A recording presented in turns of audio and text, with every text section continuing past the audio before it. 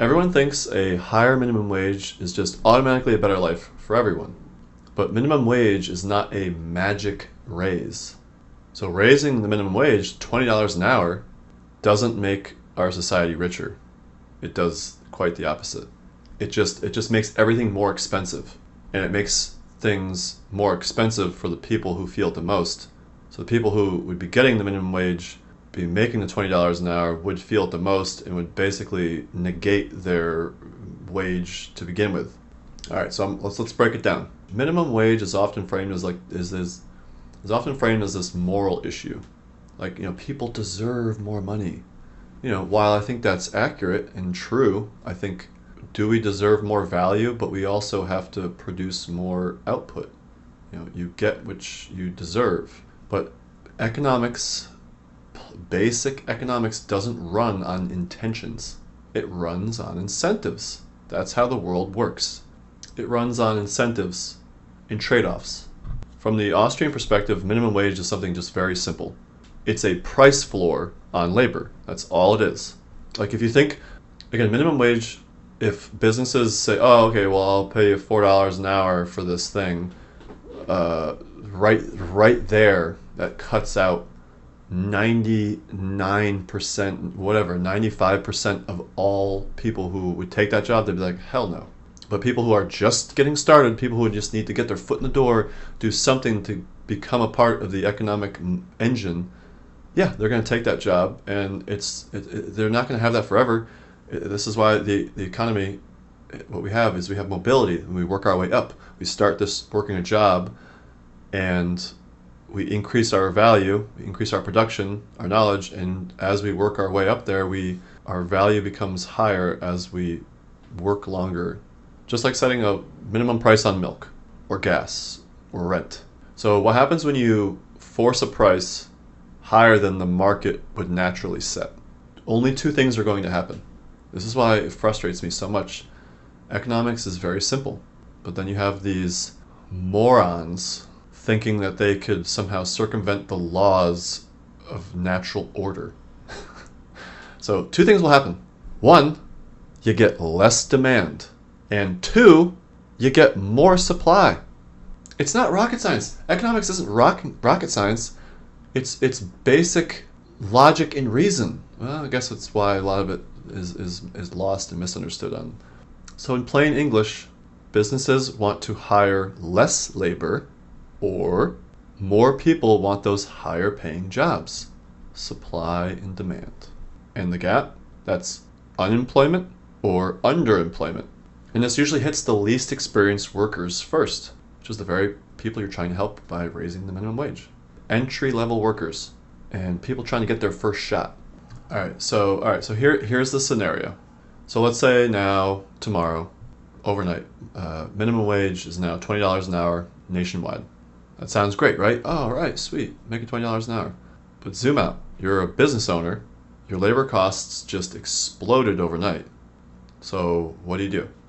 You only have a few options. First thing you do is you raise your prices, because it's a market. It has to find a natural equilibrium. And when you force something into law, it requires the market to react, as opposed to allowing the market to naturally find its true price for labor. So that means the $12 burger is now $22, which actually really isn't too far off. Every time I go get a burger, this is a side note. Every time I go to eat somewhere, and like keeping track of the price of a burger, I know it depends on the establishment you go to, but like they should all be like relatively close. I mean, I'm not, plus you're not getting a cheeseburger at a 5-star restaurant. Naturally, a burger should be under $20. That's just, call me crazy, but if you're ordering just a burger, like, it shouldn't be over $20. But actually, it's getting really close to that now. So this is maybe not the best example, but $30 burger, right? So if before COVID, pre-COVID, 2018, 2019, if you were to be like, yeah, let's go grab a burger, it'll be $20, $20 for a burger, and you're like, Just the burger, not a drink, not fries, nothing. Just a burger. Give me a burger. Give me a bun, a patty, and cheese, and that's all I want. Thank you. That'll be $20. We would be like, what? Excuse me? But that's actually closer to the norm now. So I'm gonna say something like, all right, a $30 to $35 burger, and you're like, whoa, that's nuts. Well, wait 5 years. We'll see what happens. So just imagine a $30, $35 burger. Groceries, services, childcare, everything's just gonna creep up and up and up. That's what's gonna happen. So yes, workers are making more, but the medium of exchange that they have, the money, is now going to buy them less. Oh, weird. It's almost as if there's a basic principle out there of economics that tells us all this. Oh yeah, there is. Supply and demand.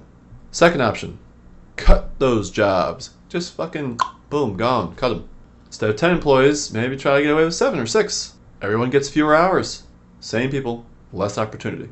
Option 3, which is happening also, increase automation. So with AI, AI can replace workers or make workers far more productive, which would again increase their value. Self-checkouts, ordering kiosks. The higher the cost of labor, the faster businesses will replace it. Option 4, small businesses are getting squeezed hard. Big corporations can survive price wage increases in the short to midterm. They can also automate faster, and they just can absorb the cost overall better than small businesses. In small businesses, they will close, which would mean even less competition and even higher prices long term, because now all those small businesses out there, giving people an option, another in order to not go to the large major corporation, so then the larger corporation would have less incentive to cut costs and offer lower prices. They just would have less incentive, and incentives are what run the world here. Incentives equals outcomes. This is where it really hits. The people minimum wage is supposed to help are also the most sensitive, like I talked about before, are also the most sensitive to rising prices, because rising prices cut right into their daily costs. They spend a much larger portion of their income on necessities like food, rent, gas, just essentials, period. So when the prices go up, they feel it first and they feel it the hardest. Wealth doesn't come from laws. It comes from productivity, efficiency, and value creation. You don't get richer as a society by forcing higher numbers. You get richer by producing more, production. So the real question isn't, should people earn more? They should. Can you force higher wages without the consequences? One of my favorite sayings by Ayn Rand is, you can ignore reality, but you can't ignore the consequences of reality. And history and economics forever tells us the answer is no. Thank you for watching. If you got any value from this video, please like, subscribe, share with a friend, and I will see you in the next video.